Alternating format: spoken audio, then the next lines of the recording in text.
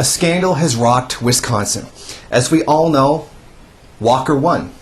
Despite all the effort put out by everybody over the past year to have this man thrown out of office, he won and he stayed.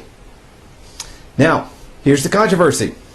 Tom Barrett, the mayor of Milwaukee and Democratic nominee to unseat Governor Scott Walker, told MSNBC host Ed Schultz the other day that his campaign had been receiving complaints that voters had been contacted with misinformation. What was those contacts? Robocalls. Yep. Robotic calls giving people misinformation.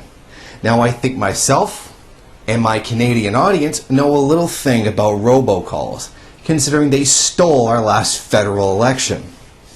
Now Walker has denied any involvement in these claims.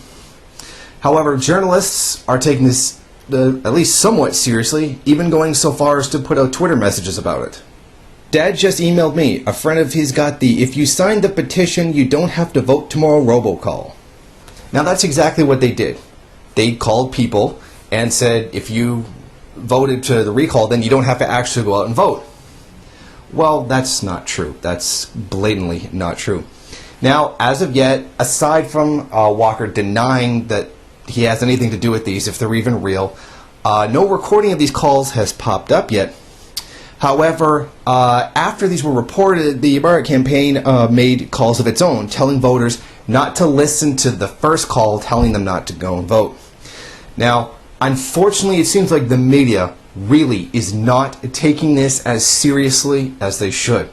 I watched the Young Turks coverage, and they were pretty blasé about it. He was like, should they have said this? No, that's not right. They shouldn't do it. It just subverted democracy, and it doesn't seem to be a big deal to anybody.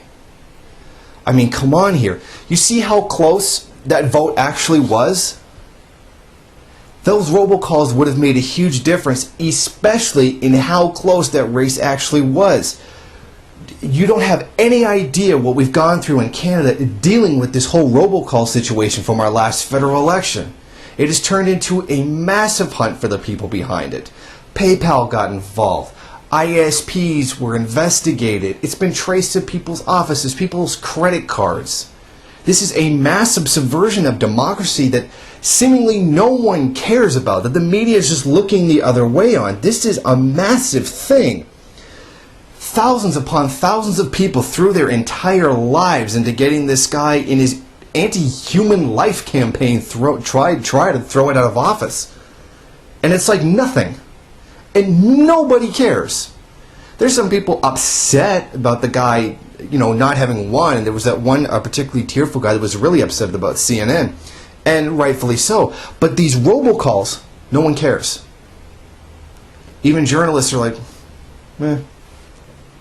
my God, Yanks, you have no idea how bad this is. You've had a deliberate subversion of your democracy, and you don't even seem to realize it.